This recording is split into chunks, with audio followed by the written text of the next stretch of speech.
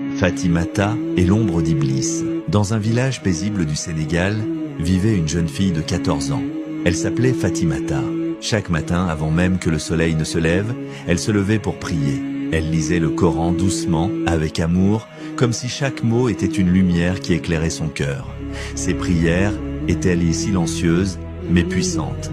Elle ne demandait ni richesse ni gloire, juste à rester proche de son Créateur. Mais une nuit, alors que le village dormait, une ombre s'approcha.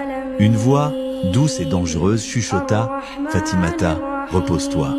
Une prière de moins ne changera rien. Devant elle apparut Iblis, le tentateur.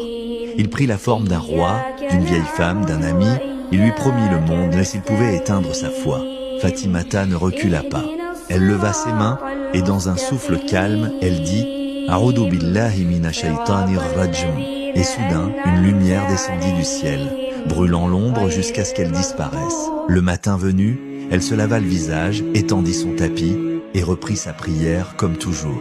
Mais ce jour-là, même les anges chuchotèrent, elle a résisté. Des années plus tard, Fatimata enseigne la paix, la foi et le courage. Les enfants l'écoutent, les anciens la bénissent. Et dans son sourire, on devine la force d'une âme que rien n'a pu faire plier. Leçon finale, car parfois, la plus grande des victoires ne se gagne pas avec une épée, mais avec une simple prière, récitée dans le silence d'un cœur pur. Fatimata nous rappelle que la foi, c'est résister, même quand personne ne regarde.